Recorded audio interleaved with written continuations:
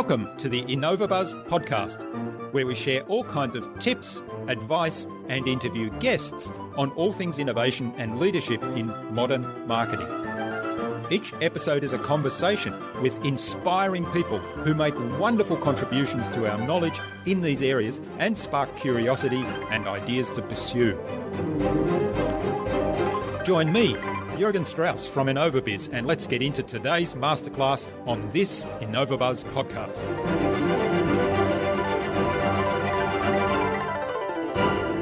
The language that a customer will use when describing their problems and their challenges and the desired outcomes. That's the exact same stuff that I use in my work on conversion copy to write compelling headlines and bullet points and structure sales pages. So there's an enormous amount of value beyond just the case study itself. When you are able to capture a customer's experience, record it, listen back to it, analyze the language they use, get a sense for the priorities, the things they brought up over and over and how they talked about it, you can take that same language and use that in your sales and marketing. And it's like showing your customer a mirror. Now they can see themselves in your sales copy. And the way you talk about their problems is the way they talk about their problems. So it's a massive empathy building exercise.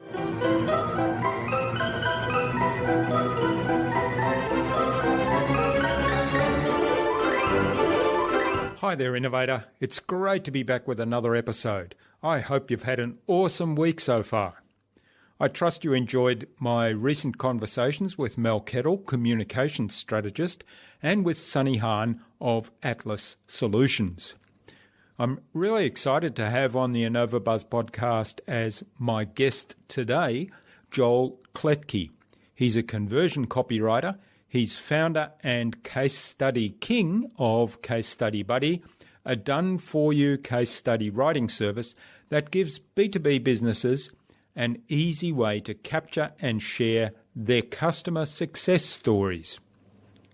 Their case study specialists take care of everything from interviewing your customer to writing the study and managing revisions. Now, as Joel points out on the interview, case studies are an asset whose value is enormous, yet often overlooked. Case studies can be used in all parts of the customer marketing journey. A quick promotional message from our sponsor, that's InnovaBuzz, my business. We help coaches and consultants build professional credibility, engage their target audience, and connect with their ideal clients. That requires absolute clarity about who your ideal clients are and how you can help them and why you actually are in business to help them. Now, to help you get this clarity about who your ideal client is, take a look at our Marketing Master mini class. In less than 30 minutes, you'll gain absolute clarity on your ideal client and how you can communicate with them to build and strengthen an enduring, engaging relationship. Access the Marketing Master mini class at innovabiz.co/Marketing Master. It's completely free and accessible without even giving away your email, but more importantly, it's incredibly valuable for your business. And I've just recently added some new information there. So if you have been there before, go take a look at the new information that's there. In our discussion today, Joel talked to me about what makes a good case study. And it's all about human connection and the story. He pointed out that the story you tell will be the story you attract. I love that quote. And we talked about transformation, the before, during, and after framework of the case study process that Joel and his team use. Without further ado, then, let's fly into the hive and get the buzz from Joel Klettke.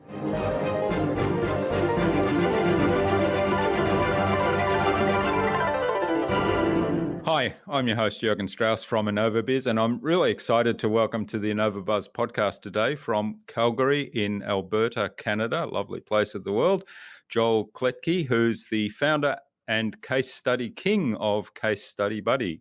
Welcome to the podcast, Joel. It's a great privilege to have you as my guest. Yeah, I'm really excited to chat. Jason Resnick, who was our guest on episode 224 of the InnovaBuzz podcast, suggested that we get you on the podcast here and have a conversation with you. So big hello to Jason. Yeah, Jason's an awesome guy. I had a wonderful chat with him, and just so much insight in that guy. His episode is one that I've got queued up to listen to on your podcast as well. He's just always got something interesting to share. Yeah, we've known one another for quite some time. We connected through various communities that we were both in very early in both our businesses, and been following one another since then. So yeah, he does have a lot of great insights and a lot of great ideas. For sure. Now, Joel, you're a sought-after consultant. You've worked with companies like HubSpot and WP Engine, among others, so a lot of our audience will know them.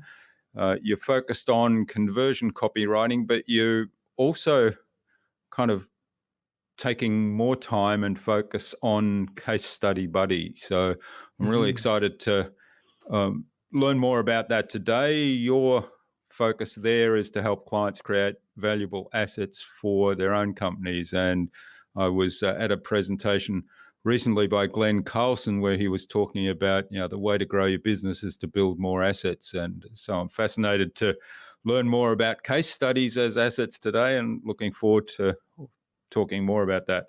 Before we do get started on that, what were some of the pivotal moments that brought you to where you are today? Sure. So I would say the first is, I kind of fell into copywriting. It wasn't something, I grew up always loving to write, but it was never something that I saw as like a legitimate career path.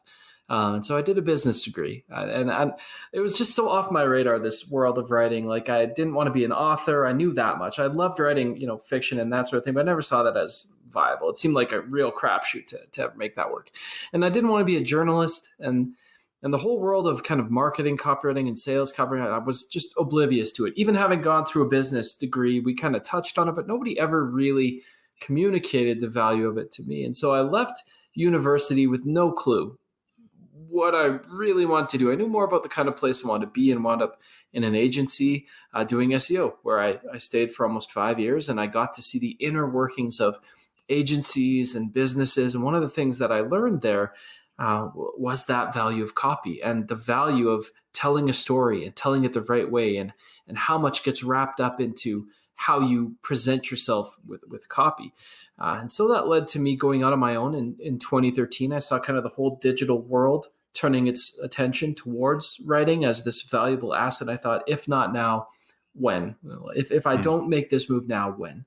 And so originally I went on, my initial focus was mostly on written, blog posts and ebooks and content assets. And then I came across the work of this woman named Joanna Wiebe, and she turned me onto the conversion copywriting world. And that sent me down a path that led me to working with HubSpot and WP Engine. But for Case Study Buddy, it came out of this moment where I had finished up the work for WP Engine, and somebody who I'd worked with there, who's a very influential guy, just the kind of guy you don't say no to because he's so well connected, presented me with an opportunity. And it was a little bit outside my wheelhouse. He said, "Hey, I've got this company I'm connected to. They really need case studies. Is that something you think you could help with?"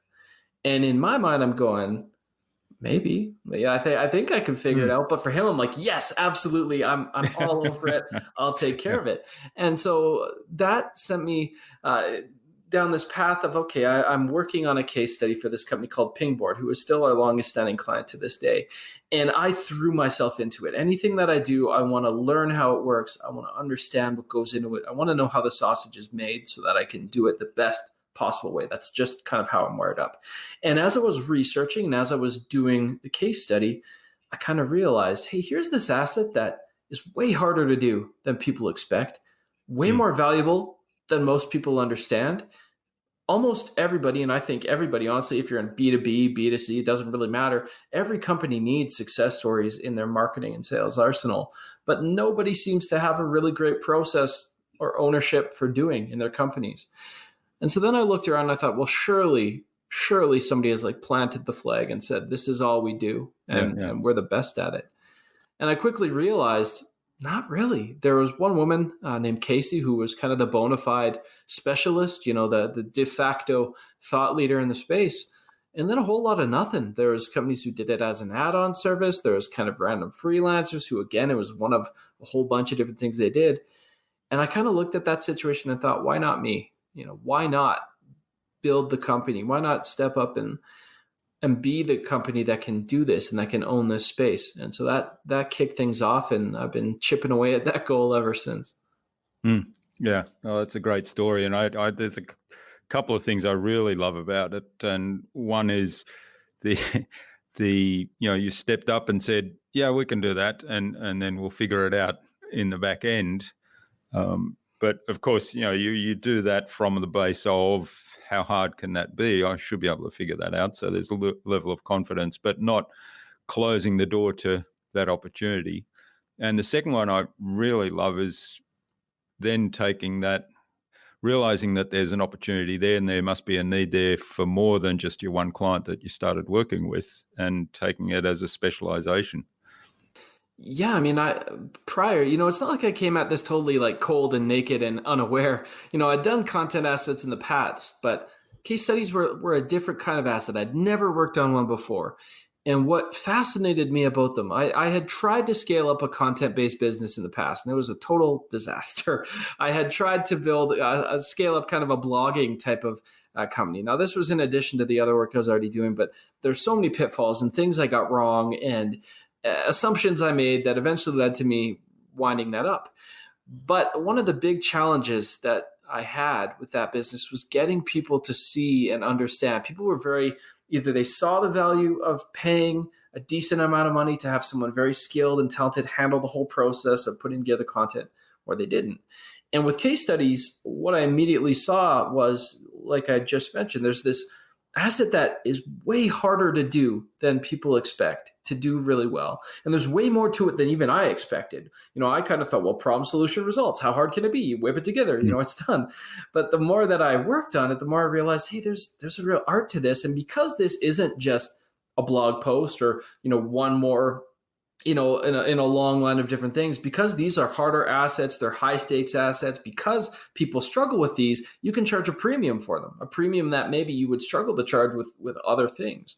And that was attractive to me because I thought, okay, it's an asset that not only people struggle with, don't have a process for, but are willing to pay good money to have done, because when they see the value, and when I can show them the value, and when I can show them what goes in, it's a very easy sale to close. And that was attractive to me for sure. Mm-hmm. Yeah, that's great. A lot of great points there. I'm curious. Well, let's step back first. Why are case studies so valuable for a business? Sure. Let's start there. So when you think about it, let's take software. It's a space I work in quite a lot.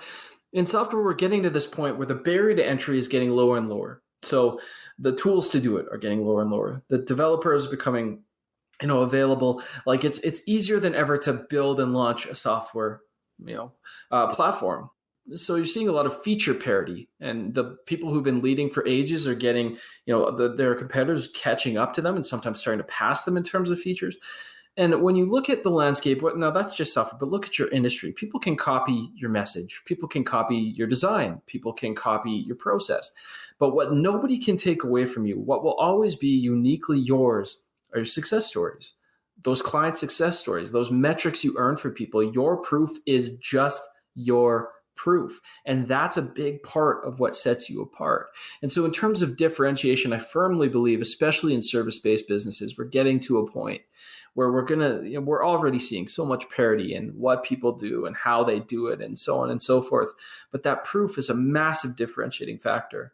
I think another big factor for case studies in particular is, unlike so many content assets that are limited in their application, case studies can be used across the entire funnel. And when I say that, a lot of people go, wait, what? Isn't this like a bottom of the funnel type of asset? Isn't it something you give to sales and they pass on at the very bottom and kind of gets things over the finish line? And that's what I love, is people only see it that way. And so they're missing this massive opportunity across the rest of the spectrum. You can use case studies as a lead gen tool. You can use case studies, those metrics, those success stories, if you position them in a way where you show someone who's struggling with a problem, hey, not only is there a solution for that problem, but we're the best ones to do it. You can use it as a lead gen asset. You can use it as a customer retention asset or a win back asset. So if somebody signed up for a trial, tried it out and left, it can be really hard to regenerate interest in a natural way without feeling like you're hounding them. But if you have some basic intel on why they signed up to try that trial in the first place, now you can send them a story that says, hey, those things you wanted originally, here's an example of another company who was like you and wanted those same things, continued on past where you dropped off and got the thing you wanted. And so from lead gen to customer retention to winning back to nurturing and onboarding sequences, to even just keeping, with new launches, we talk about coaching, right? I mean, showing new results and ongoing and keeping it current. All of these different things are things that case studies can help you do. And so they work across the entire funnel where other assets are really limited in where they can have an impact. And that's part of what I like, is this utility that goes so far. Yeah, that's great. And I've seen quite a few really good examples recently. I thought, wow, that's pretty impressive, where people send out in their regular emails and they're promoting a product, but they start off with, hey Jürgen, have you ever wondered how tough it is to write case studies, and let me tell you the story of Joel, and then they go on and kind of talk about it in a way that is really clear. It's a kind of a compelling story that resonates with you, so they really address the issues that I have if they do it well, and then describe the results that the other person's getting, and you two can have these results, so on. So that's kind of the structure. So we'll talk a little bit more about how you approach that later. But what specifically differentiates case studies from, say, testimonials, or even, say, a video testimonial where somebody might talk a little bit more about what specifically the service or product did for them and how it changed them, rather than just saying that this is a great business to work with? Yeah, case studies are kind of like testimonials on steroids. So where a lot of testimonials tend to just focus on the outcome, they tend to just be, this was so great, or we've achieved X result. Case studies really allow you to delve into the problem and the challenges that someone might be feeling, and to make those challenges really human and explore them in more detail. When it comes down to it, businesses are just people, right? People run businesses, people have challenges, and to every business challenge, there's a human component. There's this frustration and emotion and desire, and you can capture that in a case study in a way that a simple soundbite or testimonial maybe can't. I think the other thing that case studies allow for is the opportunity to really explore the solution. And typically when we talk about solution, people think about the what, right? What we did. But when I write case studies, or my team writes case studies, or when we're working with clients, what's equally important to what you did is why you did that in the first place. It's not just how you solved the problem, it's your thinking, it's the approach you took and why you took that approach. Because especially again with service-based businesses, but in general, people don't just want a solution. They say, oh, I just want X result. But what they care about and what gets them invested is when they see that you've thought through those challenges that they have before, and you've tailored your approach to someone like them, and you've really made it work. And so with a case study, you can show, hey, this is something we've considered. We've got a process for it. We can demonstrate and talk about that process. We can tie it into, the origin of where that challenge came from, and we can tie it back to a result. So where a testimonial is kind of like a blip, where it's social proof that works well because it's bite-sized and very positive and very results-only driven. Case studies really let you tell the whole story and allow people to go through that roller coaster of, this is so frustrating, here's the solution coming in to help solve that problem, and here's what it looked like and felt like to have that problem solved. Yeah, I love that. It sort of goes into the human elements, as you said, and also the story part. So how important is storytelling in presenting a really good case study like that? Honestly, it's one of the biggest challenges and things that even we keep on working on, because the ability to tell a story, our brains are kind of wired up for stories. We gravitate towards stories. I mean, it's the old cliche, but from the time there was campfires, there was people sitting around campfires telling stories. It's how we entertained, and we gravitate to stories in our everyday lives. We love, a good rags to riches story, and we love to hate the arch villains in these stories. And so when people think about case studies, all too often they just think about this very kind of bland, sort of like static, here was the problem, here's the bullet point list of stuff we did, here's the solution at the end. But To do that is to miss the massive opportunity to bring in, as we were just talking about, that human element. There's people in these stories that felt real feelings and experienced real things. And because we're not selling to robots yet, we don't have AI making all of our purchase decisions and weighing up algorithms, because purchase decisions are as much emotional as they're rational. And because we still like to work with people we like, and because we still evaluate these human aspects when we're deciding whether or not we trust somebody or want to work with somebody, when you can bring those pieces into a story, when you can show some personality, when you can talk about those human factors, when you can make it less like this static, cold report of sorts and more of this expose on, hey, here's a person who was just like you and felt the things you're feeling right now. And they had the same doubts that you had when they were considering a solution, but they decide to go for it anyway. And that's another factor too, is people want to make these case studies all glowing all the time. A great case study can talk about something that went wrong in the course of providing the solution, because stuff goes wrong in real life. It's not that everything has to come across flawless. It's a real story, and real stories are relatable. Reports just get read. Yeah, that's a great point. I'm listening at the moment to I love Audible, so I like to listen to a lot of books. At the moment, I'm listening to the Go Giver series, and I don't know if you're familiar with those, but they tell a fabulous story, and I kind of started the first one and I couldn't stop. I sort of took about 4 hours to go straight through the book because it was so entertaining, and yet the message in there is very powerful. So there's a very powerful business message underlying the book, but there's a wonderful story around it. And so I think that's a really good example of, a story well done will just capture your attention and hold you. And, you're thinking, okay, what happened next? What happens next? And all the while they're, of course, delivering these valuable business messages as well. So I think what you've described there is using case studies to do the same thing. Yeah, I mean, case studies are kind of like a Trojan horse, right? I mean, we want to, in our businesses, we want to tell people what we do and why we're valuable and why we're the best. We want to do that. But because consumers hold all the power now, they can go do the research, they can go read reviews, they can evaluate so much about you before they even talk to a person.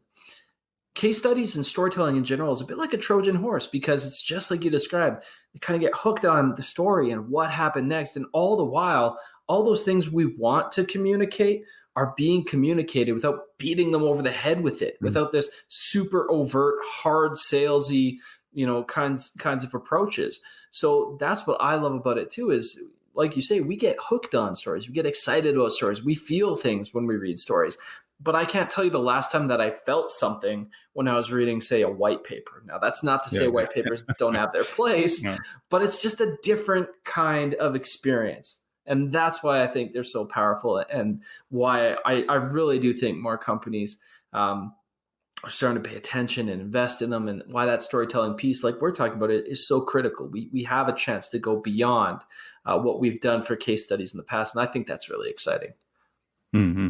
And the other thing, I'm having conversations with some other marketing folks, George Bryant, who was on a podcast episode a few episodes ago, and we were talking about that people don't buy the product, they actually buy the experience and the accountability that you deliver as part of that experience. But the experience part is really important. So if you can tap into emotions through the story and get them to feel the experience that the client in the case study had, then you're tapping into that experience part. It's so relatable. Yeah, it does what you said earlier about the differentiation as well. Yeah. I mean, we feel when we're making decisions, it's not like we're robotic. We don't go about it with just a checklist and yes and yes and yes and check and check and check. We feel things, we wonder things, we get anxious, we question things. And again, with a story, we have the chance to take people through that experience and help them kind of, it's almost cheating a little bit. You kind of give them the ability to have that experience before they even have to connect with you. Yeah, experience the whole customer journey in a way. Mm-hmm. Okay, well, how do you go about sort of constructing a case study from scratch. Let's say I came to you and said, hey, I want to have some case studies put together for my business and for what I've done for some clients. How do you go about that? Yeah. So the first thing, and this was a kind of a wake up call for me, is the first thing you do is not sit down and start trying to find people to be featured.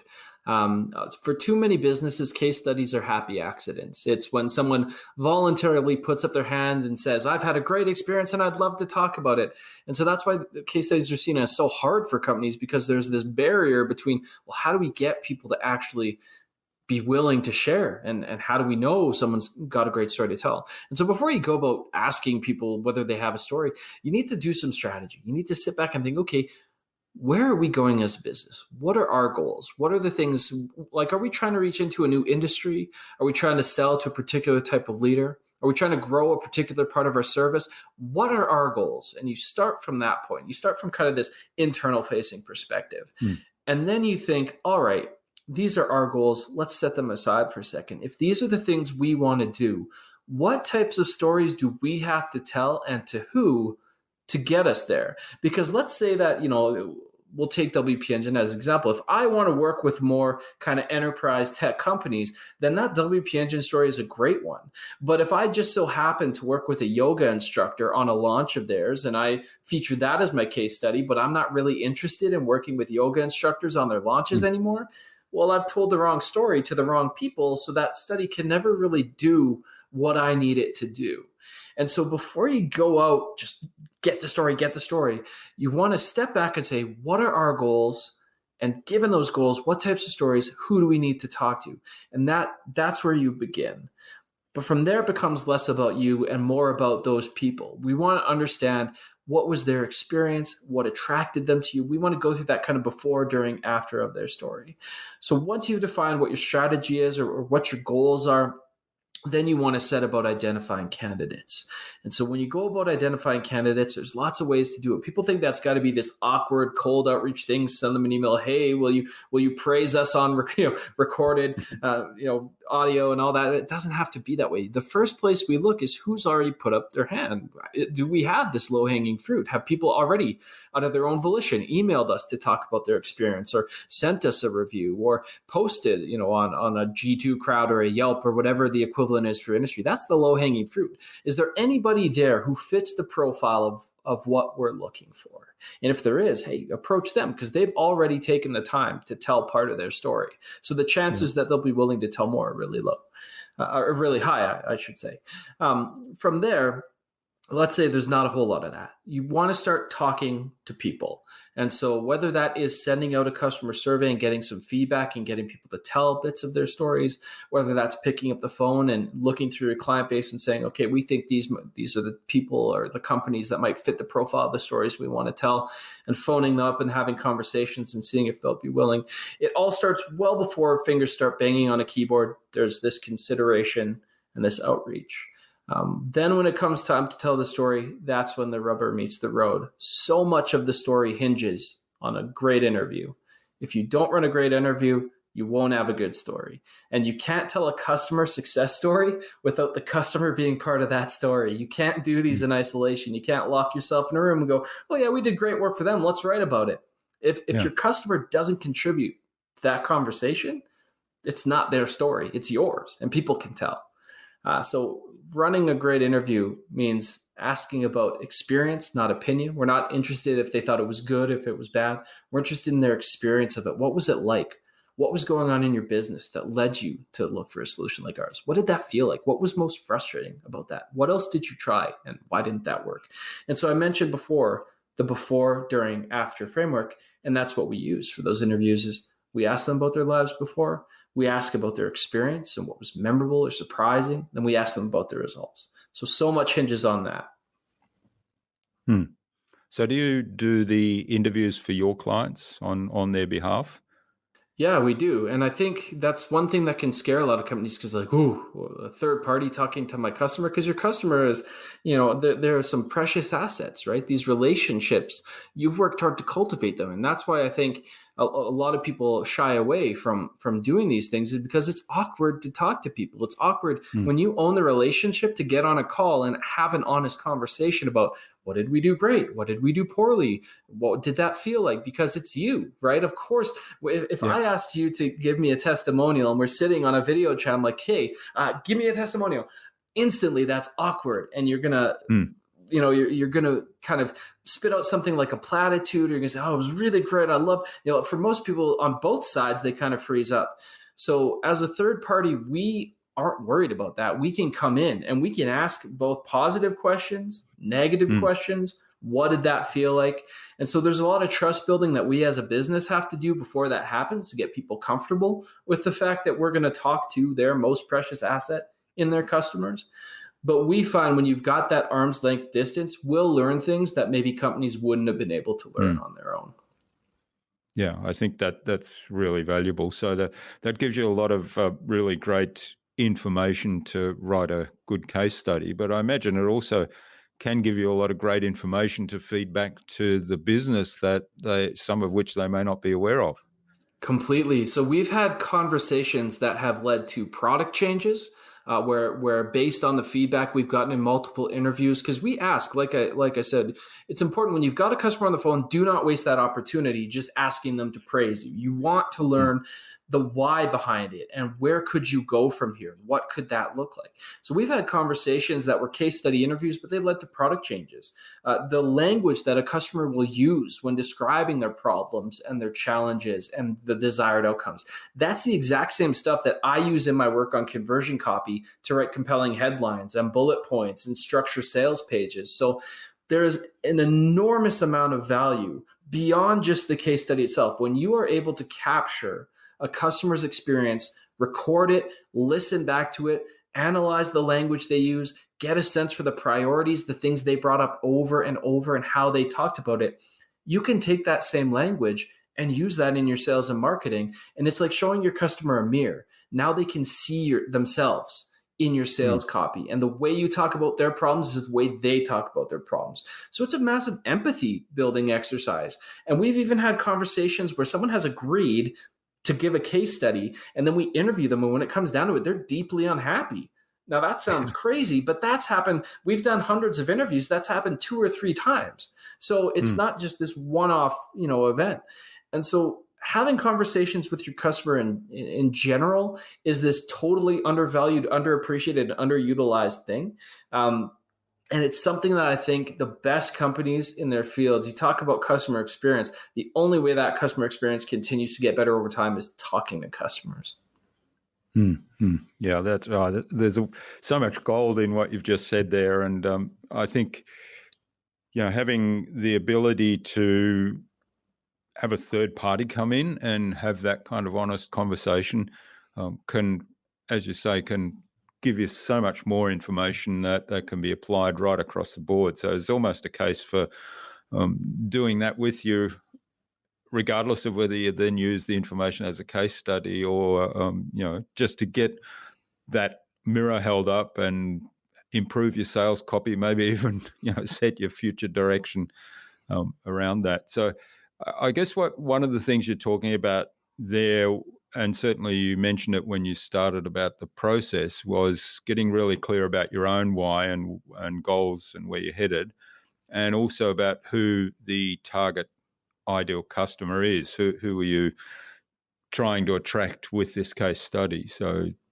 talk to me a little bit about how you go about figuring all that out, because I know in the work we do that a lot of our clients and a lot of businesses out there are really wishy-washy about this. Yeah, and I've had so many conversations even over the past week where people have spent all kinds of money on ad campaigns or email series without ever really stopping to think like, hey, who is this going to and why will they find any of this valuable in the first place? And so I think in business, the natural inclination, I think, for a lot of entrepreneurs, of people trying to innovate, is just to push the gas and go, go, go. And, there's this, I forget the actual saying, but something like success loves speed or whatever, something like that. And I think in the midst of all that, we've kind of lost this value of stopping, pausing. And again, to me, it comes down to having real conversations with people. And so for the company, you've got goals, you've got areas you want to grow in. I think for too many businesses, you're trying to aimlessly grow in all directions all the time, where any revenue influx seems like a win. But sometimes short-term revenue increases lead to long-term pain when you've chosen the wrong market, or you've diversed into a service that actually you're not really that well equipped to provide, or you're trying to do too much for too many people. And so for our clients and for my own business, this is a practice that's hard to do, but it starts by getting brutally honest and a little bit ruthless about it. What you saying, okay, no, we can't talk to everybody, right? And it's not that you can't write different case studies for different groups or different services, different areas, but you got to focus at some point and say, okay, we're not trying to sell to everybody. Who is the best fit for where we want to go? We've got these goals, but be specific about it. We don't just want revenue goals. We don't just want KPIs in terms of finances. Where are we trying to grow, and why are we trying to grow there? Why do we want to serve that market? What makes us a better solution to serve these people than our peers, or than our competitors, or than the old way of doing things? And so there's exercises that you go through where you get really honest about your unique value proposition. What is it that we do really well, and who do we do that best for? And most often that's where kind of the focus of your stories is going to come out of, where, instead of trying to write a generic success story about a generic result, when you understand this is what we're really good at, this is where we want to grow into, these are the people that we want to grow towards and with over time. I think that's the other thing, is who do you want to work with over time? Like, what lights you up? Where are you most successful today? And is that where you want to continue to be most successful in the future? And I think when you get honest about that, and when you get clear on that, that changes a lot of conversations in the business, because it's no longer about just, being the octopus that reaches for every single shiny object within reach. Yeah, that's great advice. And I think you mentioned earlier an example of, was it a physiotherapist or chiropractor? I can't remember now, but if you're in a software business and you've got,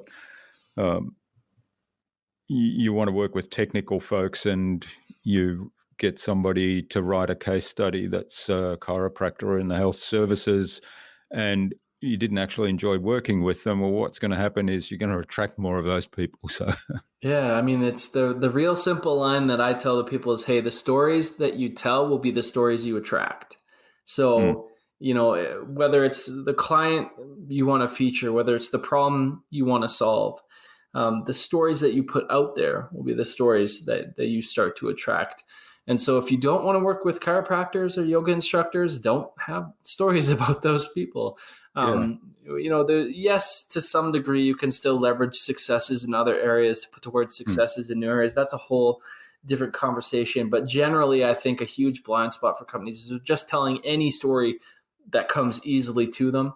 And that's really not the best way to go about it. When you have a little bit of intention and you have some strategy behind what you're doing, then those studies stop just being one more content asset, and they start being these super powerful sales and marketing weapons that you can deploy in so many different scenarios. Yeah, I love that. The stories that you tell are the stories that you'll attract. Yeah, it's great. We'll have to quote that one. Okay, now you mentioned earlier you've got a team, and you've so how long have you been going with Case Study Buddy? Yeah, I should know this down to the month, but I don't. I think we're coming up on 3.5 or 4 years at this point. Okay, so and you've had some quite significant growth then in that time. So how did you manage that growth? Because you mentioned earlier that you'd set up a blogging business earlier, and that fell over, and that you had a lot of hard lessons there. Yeah. So first let's briefly talk about why that failed, and I can sum it up really quickly. I went in with the assumption that everybody is going to respect the same process I have, hit deadlines, do things the same way that I do them. Like, I went in making a lot of assumptions because I was so focused on the opportunity and the dollar signs, and just the thought that, hey, if I can grow this, if I can get 3 writers, we can do this volume. If I can get 10 writers, we can do this volume. I didn't do it process first. I did it like people first. I went and got all the people, and then like, oh, we'll figure out the process as we go. And that was a disaster. That was it's so easy to look back on that and be like, oh, what an idiot, what an obvious mistake. But when you're in the thick of business, the obvious becomes obscure. It becomes difficult to see the forest for the trees sometimes. And so with Case Study Buddy, we did things very differently. You want to talk about growth.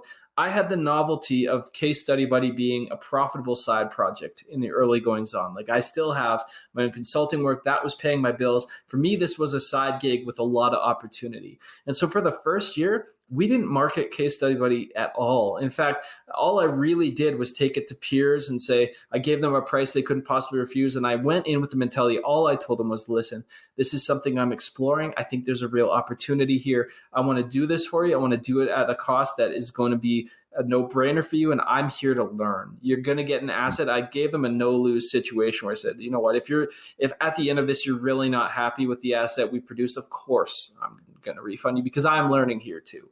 I had the novelty of doing that, but we were kind of like stealth mode for the first full year where we were just trying to get that process right, working on what can go wrong, what happens, that we need to anticipate. We were trying to patch holes in our dinghy before trying to build a cruise ship, because small problems in the dinghy become massive problems anytime you get bigger. So we spent a full year, first just me, and then the second person that I brought in was my partner, Jen. And that was out of a realization. Once I knew that the opportunity was really, truly there, I needed somebody who would complement the skills that I don't feel like I have as well. So Jen's real good at biz dev. She can cold call. I cannot. She was a rock star project manager at the agency that I used to work for. So she had a skill set that I don't necessarily have.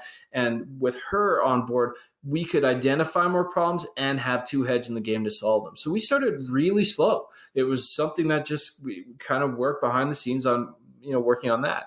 And it wasn't honestly really until about the middle of last year that we went, all right, we had grown organically. We started getting a lot of word of mouth because, again, when you're in kind of this blue ocean space where you have hardly any competitors, and you do good work because you figured out the process in the early goings on, we started to kind of get the snowball rolling. So to date, and this is not a brag, this is a bad thing, but we've never done a paid ads campaign. We've never really done a cold outreach campaign. The extent that we've done is like we've run some small amount of ads around certain conference hashtags, like maybe 2 times, and the rest has all been word of mouth. That's not a great thing if you're trying to grow a business, but for us, again, we had the novelty of not having to go all in right away. But in the past, kind of since about the middle of last year, we started taking it really seriously because we thought, okay, now is the time. We've got this opportunity. We've got to seize it. And so because we were process first and then started bringing people in, once we started bringing in writers or interviewers, they knew what was expected and they knew how to win. The game had rules. It wasn't just, like figure it out on your own. Everybody says they want entrepreneurial people on their team. Yes, you do, but you need to give those entrepreneurial people constraints with which to iterate and innovate. Yeah. If you just set them loose, who knows? So, yeah, we've seen a lot of growth, and this year we'll do close to, if things continue, as are 3 times the business we did last calendar year. So it's been really encouraging, and a big part of that now has been refining the process. But now we've got more people to help kind of keep things moving.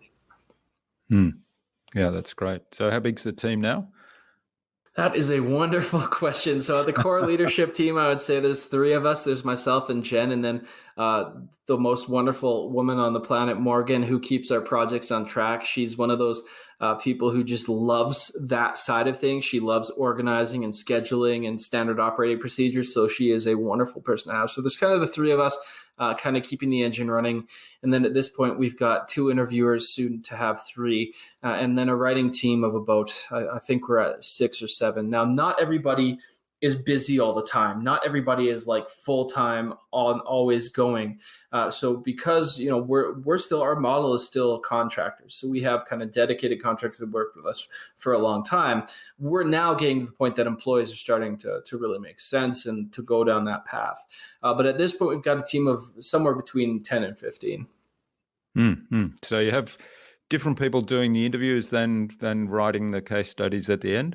Yeah, and that's one of the things that we learned during that quiet period when we were figuring out the process. One of the things that we learned, and not that this is true in all cases, but there are some serious efficiencies to just letting people who are exceptional in one area focus on just that area. And so we found by trying to work with different people and even trying to do it ourselves, it's fairly uncommon for someone to be really deeply proficient at running a fantastic interview and also telling an amazing story. Now, journalists, they fall into that bucket for sure, and we do have some who are good on both sides. But even from an operational standpoint, what we found is it's much easier in terms of keeping the engine moving and humming to have somebody just own and have their whole schedule and time and expertise focused on capturing the best story, and then have a team that's focused on just telling that story in the best possible way. There's more seamless handoff. We get, if one person's interviewing and writing, their time gets booked up fast. Whereas if I can just do interview after interview after interview, and I can just write on the other side of things, we can produce much more without compromising any of the quality. We can let people just excel in the areas that they really excel. And that was an unexpected thing for us at the beginning. And it's something that, at least so far, has paid some serious dividends in terms of how we get things done. Okay. And so who works with the customer on the strategy and kind of setting defining the strategy and goals to start with, and then setting the path? Yeah, that's been the toughest thing, and that's the thing that we continue to work on now. So right now it's myself and Jen. We both come from that business background, agency side, where that's a big part of what we did. And so Morgan will kind of bring the client in, and Jen or I will have a call with them and talk about what are your needs and what are you trying to do and how do you want to use these assets and where are you at today? And so we collect all of that information, we distill it down, and then the rest of the team has this reference point to operate off of. There have been challenges in that when you've got a company that has a lot of different touch points, for example, somebody who's onboarding, somebody who's doing strategy, somebody who's doing the interview, somebody who's doing the writing, we have to work 4 times as hard to make sure that customer doesn't feel like they're bouncing around like a ping pong ball and who the heck am I supposed to talk to today? And so we're putting a lot of work into that. And we've got, I'm happy with the way that we've done that, and we're continuing to grow and get better. My favorite book this entire year is Never Lose a Customer Again by a guy named Joey Coleman. Fantastic book because it walks you through the 7 stages of a customer relationship and gets you thinking about how do I make that experience as positive and cohesive and great, frankly, as possible. How do I make sure that everyone who comes in, you talked about earlier, right? People don't just buy the product, they buy the experience of it. We've had to become painfully aware of that when stuff doesn't work. So for us, our big focus over the past couple months and continuing on in the future is looking at our customer experience, being ruthless and brutally honest about it, and saying, how do we continue to make this feel more cohesive and better and friendlier? And that's where a large amount of our energy is going to, and why I'm so grateful to have someone like Morgan who just eats that up and does a brilliant job of it. Mm-hmm. Yeah, I was going to ask you, how do you keep everyone then on your team on the same page as far as, here's what we're aiming to achieve, here's the customer's strategy and goals, here's their ideal client, here's who we're talking to, and so on?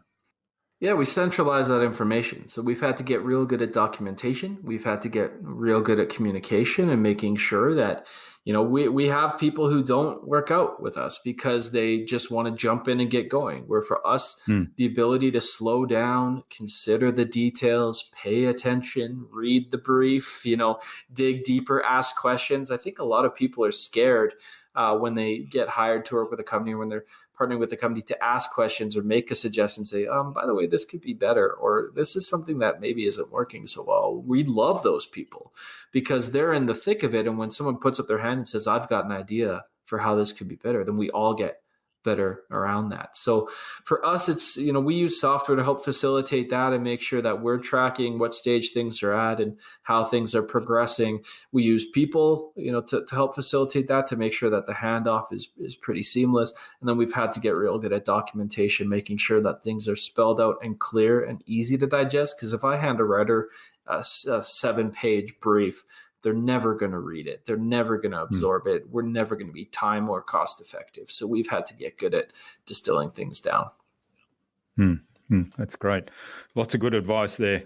All right. Well, I'm looking at the time and aware that we've been going for quite a while. I could keep talking about case studies and how you do things and how you're building the business for ages. But I think it's a good time now to move on to the Buzz, which is our innovation round. And it's designed to help our audience, who are primarily innovators and leaders in their field, with some tips from your experience. So I've got 5 questions. Hopefully, we'll get some really insightful answers in addition to all the insights you've given us so far, and inspire people to go and do something awesome today. All right. So what's the number one thing you think anyone needs to do to be more innovative? Talk to people. That's the simplest way to boil it down.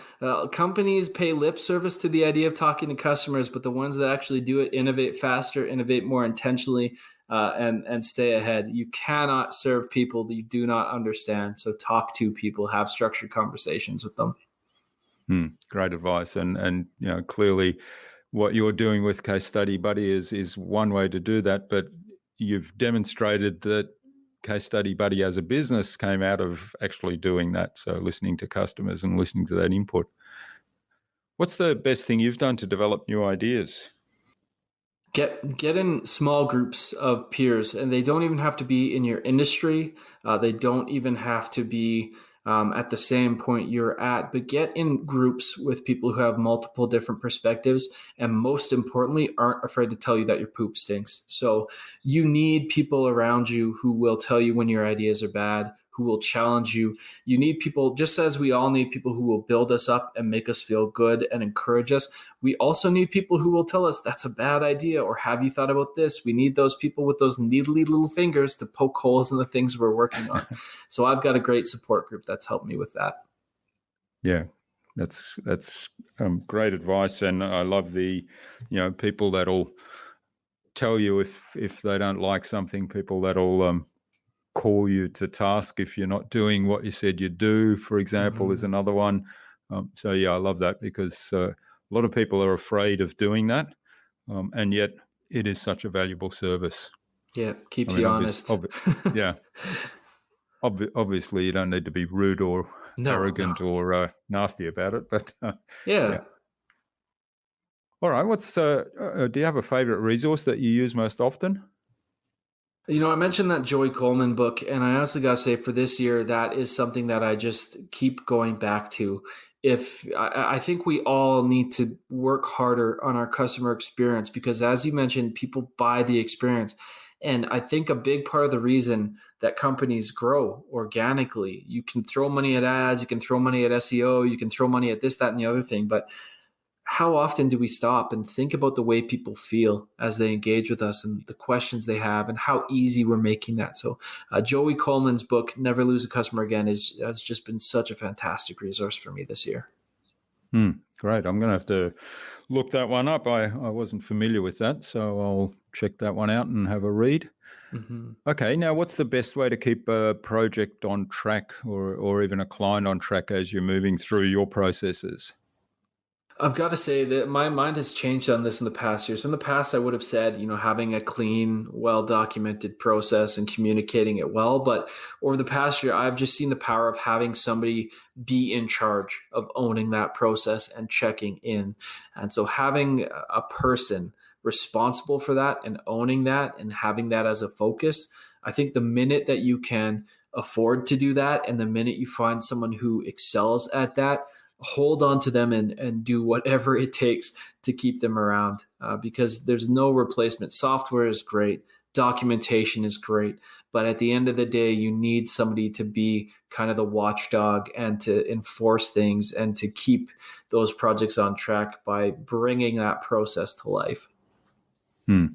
That's great. And it comes back to the point you were making earlier about, the experience and the human experience. And I think it comes into internal things as well, that whilst we can have really good processes and really good documentation, there's still people that have to carry them out. Completely, yeah. All right. Now, what's the number one thing you think anyone can do to differentiate themselves, apart from having great case studies? Yeah, apart from having great case studies. I think when you're thinking about differentiation, my perspective on this is, how can you show people that you've thought through their problem, and you can solve it? Now, whether that's a case study, that's one thing, but I think there's so much value in teaching and positioning yourself as a teacher, in sharing and giving.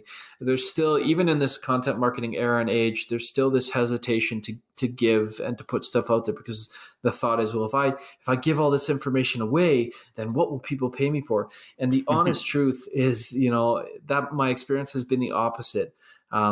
When you give, when you teach, when you share, when you're blunt and honest and truthful about the challenges you have and the problems that you can solve, whatever that looks like for you, do more teaching, do more sharing, do more giving, worry less about the immediate return. And that return, I think it sounds a bit woo, but I think that return does come back.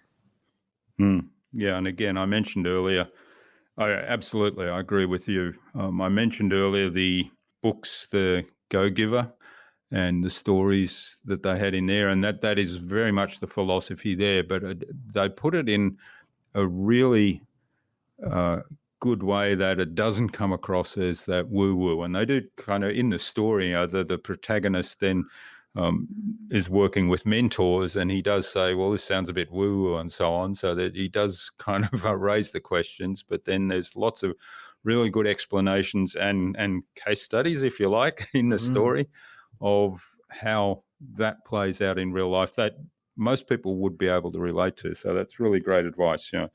Teach, give away your know-how, and that positions you as the expert.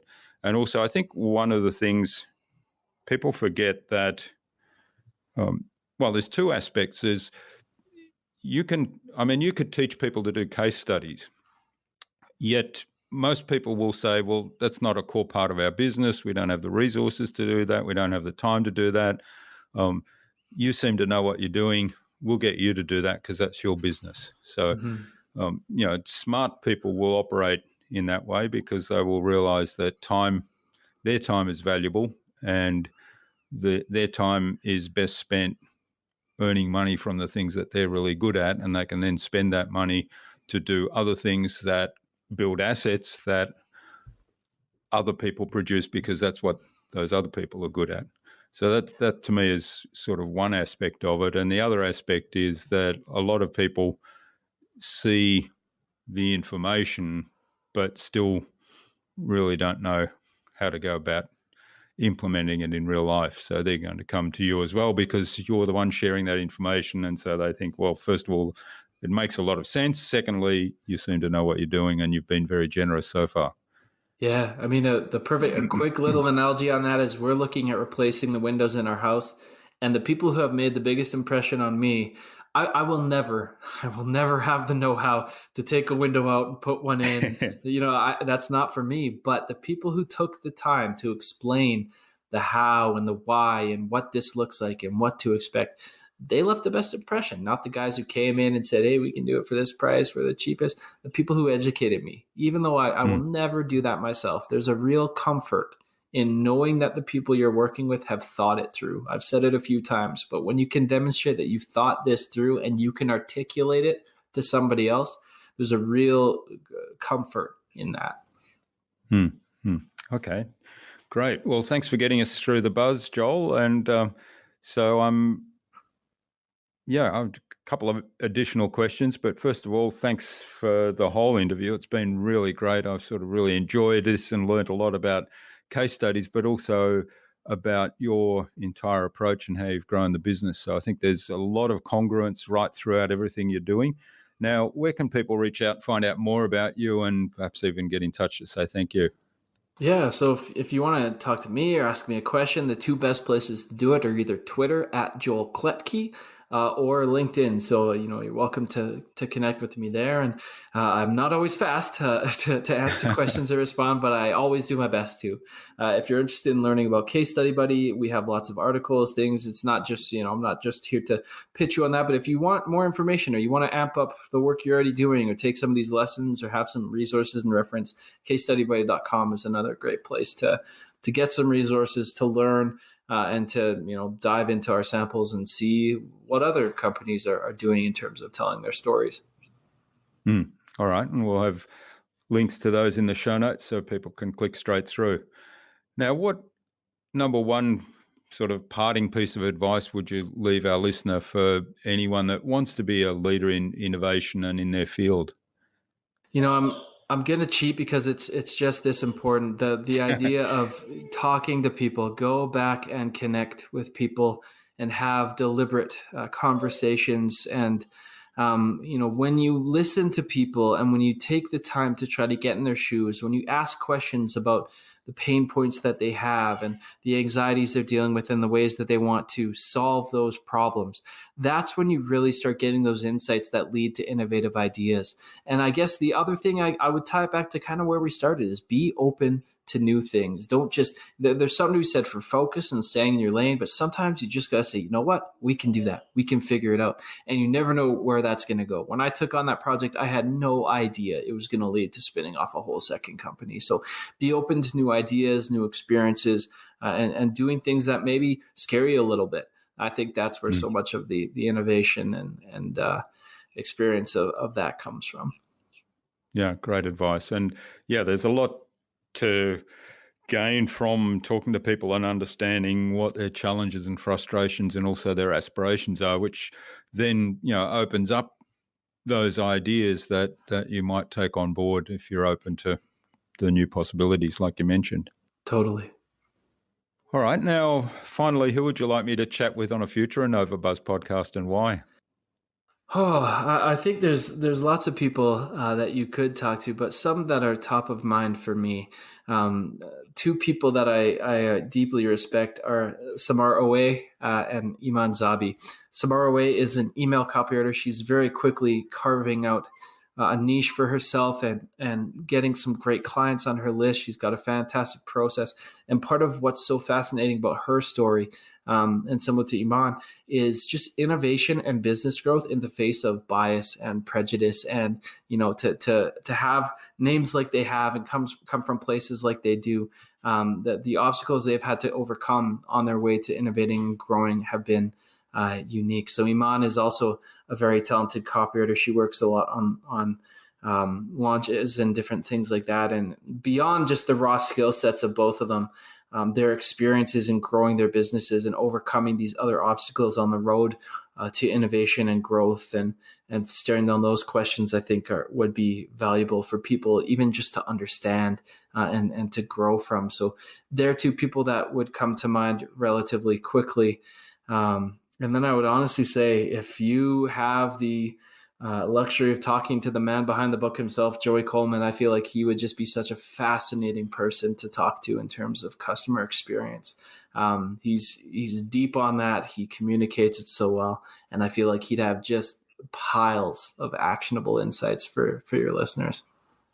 Okay, well, that's great. We got 3 for the price of 1. So we'll see if we can get introductions to Samar and Iman, is it? Iman, yeah.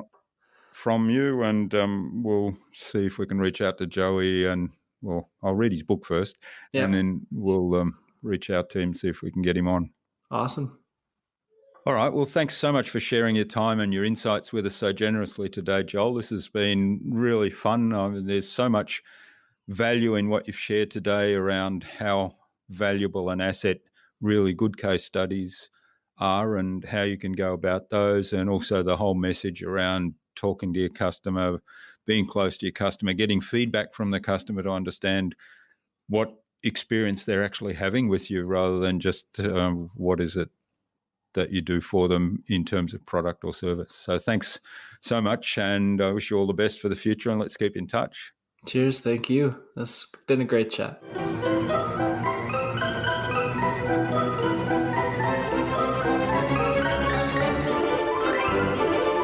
I hope you enjoyed that engaging and insightful conversation with Joel and took something away from what he shared with us today.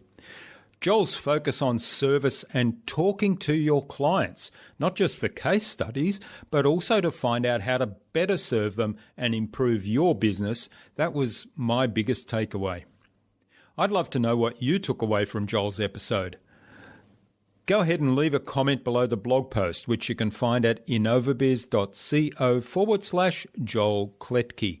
That is JoelKlettke. All lowercase, all one word, innovabiz.co/Joel Klettke. You'll also find contact information for getting in touch with Joel there, as well as links to the Case Study Buddy website, his social media pages, and the other resources we spoke about in today's conversation. Joel suggested that we have a conversation with Samar Awais, email conversion strategist, also with Eamon Zabi, the founder of The Scribesmith, and further, the author of Never Lose a Customer Again, Joey Coleman, on future InnovaBuzz podcast episodes. 3 for the price of 1. Wonderful. So, Samar, Eamon, and Joey, keep an eye on your inboxes for an invitation from us to the InnovaBuzz podcast, courtesy of Joel Klettke. Remember to check out our Marketing Master mini class at innovabiz.co/Marketing Master.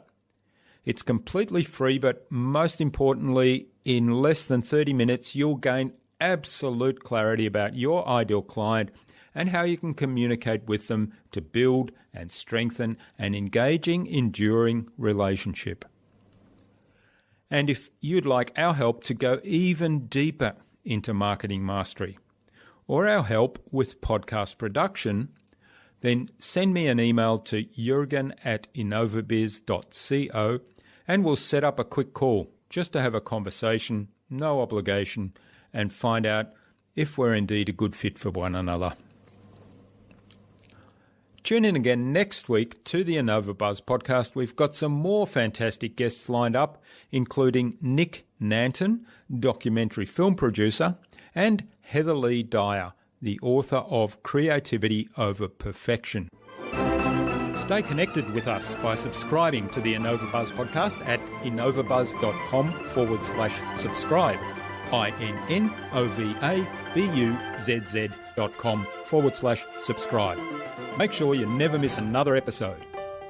It would also mean a lot to me if you leave us a review, because what you think matters. I'd love to hear your thoughts, your ideas, your suggestions, or questions you have, so go ahead and share them in the comments below the blog post for this episode. Until next time, I'm Jurgen Strauss from InnovaBizz. Remember, be awesome and keep innovating.